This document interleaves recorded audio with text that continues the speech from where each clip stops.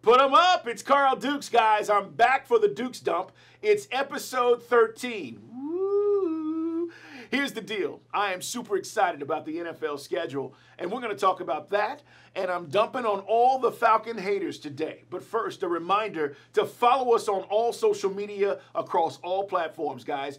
Facebook, if you've not liked us there, do that. Follow us on Instagram at 929 The Game, and also follow us on Twitter and the Gram, as the kids say these days. So here's the deal. Dukes Dump. What is this about if this is your first time checking it out? Well, it gives me an opportunity to talk about things that maybe I don't get a chance to talk about on the show. Some things we cover on the show. Some things we might not go as in depth on the show. So I get to dump on various things. I will also get to things I hate today, which is the assumption of America. But first, let's talk about the NFL schedule. Yesterday, I was amped. The league schedule's coming out slowly but surely, and then last night at 8 o'clock, boom, the NFL releases all the games. And we now know what the schedule's going to look like. Now, I don't know about you, but for me, this is how I plan my life in the fall. Football game I'm going to be at, football game I want to see, football games that I want to see. I mean, literally, it's I can't do this, I can't do that, I can't do this. So this is a big part of our lives, and I think a part of the culture of America. But with that said, let's look at the Falcon schedule, because I want to dump on all of the Falcon haters right now. Yesterday, we hadn't even gotten half of the schedule, and many of you were going, oh, you're starting the season in Philadelphia? That's a loss. Slow your roll. Let's talk about this for a second. Now, I want to tell you that I think the Falcons, first and foremost, are a playoff team. Now, does the offense have to perform better? But yes. Let's go under the assumption that the Falcons' offense is going to be better, and we're going to have a top 10 defense as we did last year. And I actually think this defense jumps into the top 5 this year. With that said, the season starts in Philadelphia, Thursday, September 6th. And everybody's going, oh, the city's going to be amped, rings, yada, yada, yada. I don't care about Philadelphia. This is what I know. We left points on the field, and we should have been playing in the NFC Championship game last season. With that in mind, the Falcons get revenge. We start the season, and the offense does what it didn't do in the playoffs, and we score points, and boom, we are 1-0. Now just follow me on this, all right? The second game is at home against Carolina, September 16th. I know Cam Newton always gives the Falcons trouble when he comes back to the ATL because he's from here. But this is what I know. We pretty much own Cam Newton. We find a way to disrupt him, and he hasn't played well against the Dan Quinn defense. I don't think that changes. We start the season off 2-0. Then we get those dirty Saints, and I can't wait. It's even more personal this season because of last year's Sean Payton and the choke sign when Devontae Freeman's running to the sideline. And then their head coach had the audacity after the game to say, I don't know what you guys are talking about. Clown show. September 23rd, it's on. And the Saints, well, we split with them last year, but we'll win this game at home to start the season 3-0. Then comes the Ginger, Cincinnati Bengals and Andy Dalton. He's not good enough, and they're not good enough. We're just better, which starts us off 4-0. I know. Just bear with me. Then we go to Pittsburgh. October 7th, we're playing against Antonio Brown and Big Ben. And I got to be honest, I don't think we get Big Ben on the ground. I think Le'Veon Bell challenges our defense. And I think Antonio Brown gets 2 touchdowns. So now we're 4-1. But we bounce back. The reason? October 14th, we've got the Tampa Bay Buccaneers. And Jameis Winston, to me, is a guy that's been like this. He should be like this, but instead last year he was like this, which means this season he'll continue to do this because I don't think he's found himself. He regressed last year. We beat the Bucs October 14th. Our record's 5-1. Are you feeling me, Falcon fans? And Falcon haters, I'm dumping on you. All right. I will state this right now because somebody's going to say, Dukes, I heard you say that the Falcons beat the Giants on Monday Night Football October 22nd. I am going to say that. But first, let me say if the Giants sign Dez Bryant and they draft Saquon Barkley, my opinion might change. But we're not there yet. Dez is still a free agent, and Saquon is yet to find out what team he's going to. But I do think we beat the New York Football Giants on Monday Night Football in Week 7, which gives us a 6-1 record. Then, guys, we go to the bye week. 6-1. Are you riding with me here? We come out of the bye week. We go to the capital city, Washington, D.C., and they're not good enough either. I mean, listen, I know they got a new quarterback and Alex Smith, but Jay Gruden, it's win or go home. In my opinion, I think he gets fired after the season. I don't think the Redskins get to the playoffs. They have to this year. They will be pressing, and I know you're thinking, well, they got Josh Norman. Yeah, Julio is going to give Josh something to talk about after the game. We beat the Redskins. We are 7-1. Now you're going, wait a minute, Dukes. Are we going to lose any more this season? Maybe. But this is how the season is going to go. Now, we go to Cleveland after that, guys. Cleveland. I don't even have to talk about this. We're 8-1 after Cleveland. Then the Cowboys come to town. 2 years in a row. Now, last year, they were without Ezekiel Elliott. It was a big deal. And Adrian Claiborne had the game of his life. But unfortunately, we lose this game. They do have Ezekiel Elliott back, and the Cowboys get revenge November 18th, which brings our record to 8-2. An L to the Steelers, an L to the Cowboys. Happy Thanksgiving the following week. Yeah, we go to the boot, and it's a rematch. And after beating up on the Saints earlier in the season, they get revenge November 26th. We take the L, and the reason is simple. They're going to cheat and get all the calls like they did last year. But that's neither here nor there. We're 8-3 at that point. But what better way to bounce back than against the Ravens? And guess what? This is a matchup that everybody wants to talk about because the two guys playing quarterback got drafted the same year. And many people still believe that Joe Flacco's better than Matt Ryan. I happen to not be one of them. But Flacco's had the benefit of playing with great defenses throughout his career, and he's got a Super Bowl or two under his belt. I think Matt Ryan balls out in this game, and the Falcons win.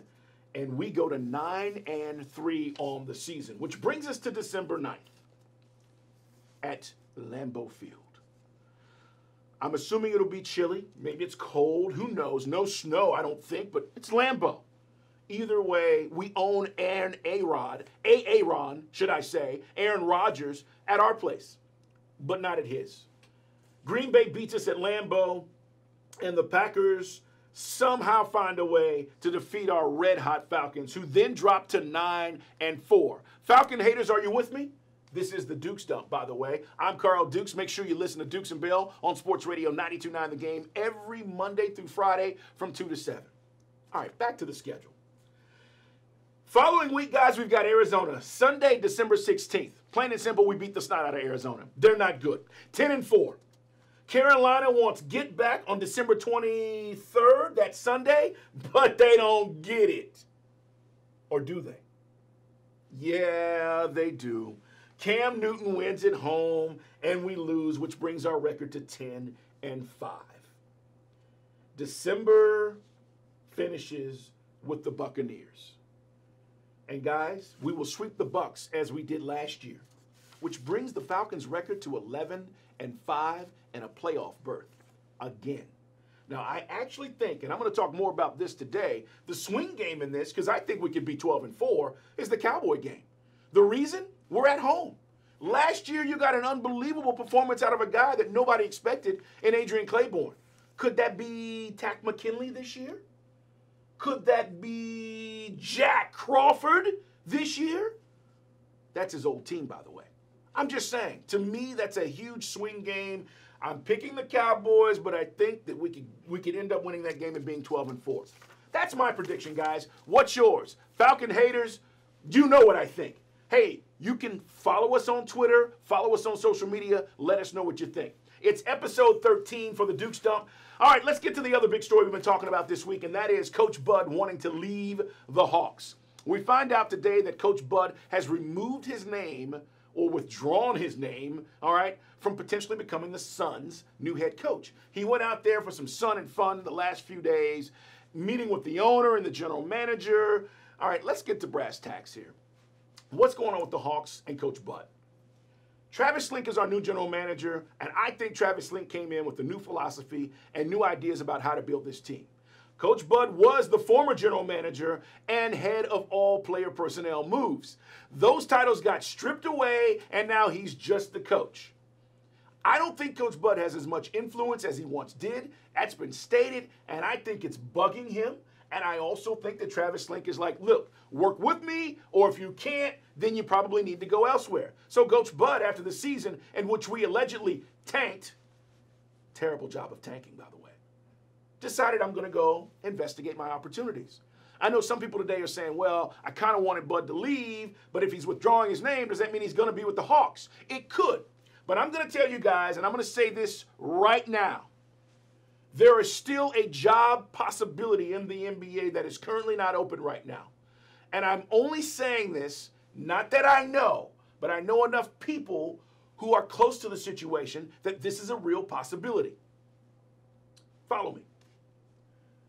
Unfortunately, Erin Popovich, Greg Popovich's wife, passed away this week. Coach Pop has always said, and this is going back some 20 years ago when I was there covering the Spurs and getting in TV and starting my career, where he gets a Tim Duncan and he says, as long as this guy's around, I'm around.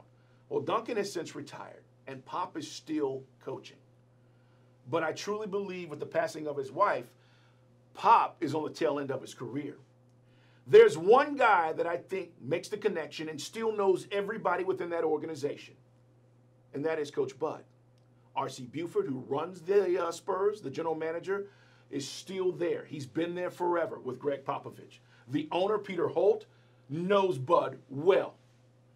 Guys, do not be surprised if Coach Bud ultimately ends up coaching the Hawks, maybe for a year, maybe for 2. But when Popovich steps away, that might be his next landing spot. And it wouldn't surprise me if that might happen this offseason. It's a wait and see. But I don't think Coach Bud is long for Atlanta. I don't think he's going to be here 10 years from now. We're talking about this dynasty we've built. I ultimately believe he is going to leave, even though he's withdrawn his name from the Suns' job. More about this on Dukes and Bell this afternoon at 2 o'clock. All right, last but not least, what? Hold on. Philadelphia is already a 4-point favorite over the Falcons? Come on, this is what I'm talking about. People are losing their minds. We're going to go to Philadelphia and we're going to blow doors. All right. Things I hate. And I do this every time I do the Duke Stump. It's from small things to big things. And today it's very simple. It's the assumption in America. And you're going, Dukes, what exactly are you talking about? Well, here's the deal, guys. Earlier this week, actually it was last week, when you had 2 African-American guys go into a Starbucks, and this became national news, where police are called and they end up arresting these 2 gentlemen for basically nothing. They were sitting in Starbucks, like so many of us have over the years, gone in, whether you're sitting there with your computer or you're waiting for somebody, but they hadn't ordered anything, and all of a sudden they get hassled by the man. Here's the deal.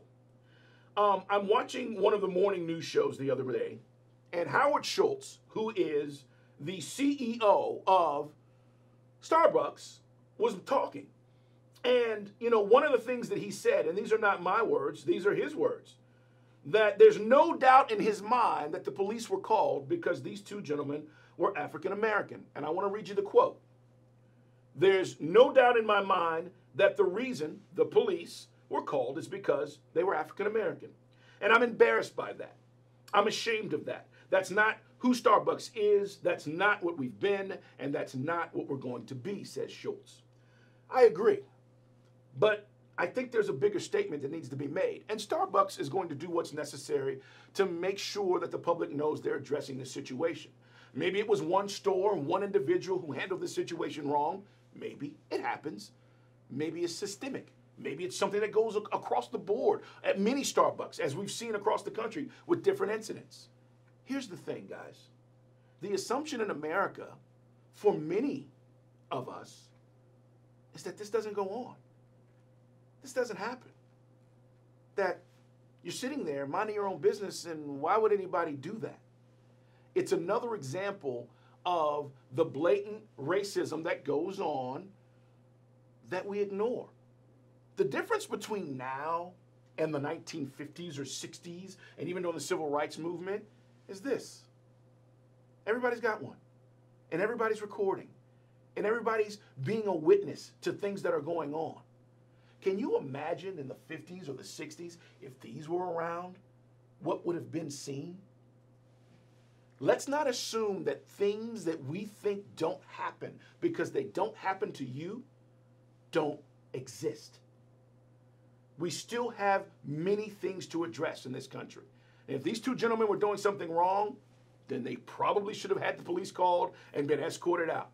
But I got to tell you, we got a Starbucks in this building, and I see the same people almost every day sitting down there ordering zero and just taking up a seat. And I never see the police called. Let's not assume that these things still don't happen. I hate that. I hate the idea that, oh, why would anybody ever do that? Let's open our eyes, open our ears, have conversations, but more importantly, be realistic about it. Because if it doesn't happen to you, it doesn't mean that it's not happening. Hey, man, appreciate you guys checking me out. It's the Duke's Dump. Tune in 2 to 7 right here on Sports Radio 92.9 The Game. Like us on Facebook. I'll be back next week. We'll be getting ready for the draft. Super excited about the Falcons draft and what they're going to do. And also, we'll be talking about G-Day. Saturday, we're going to Athens. We're all over the place, and we want you to check it out. So we'll come back next week and talk about what we saw with the Georgia spring game. It should be exciting and plenty of draft conversation. Hey, man, appreciate you. Tune in today. Put 'em up.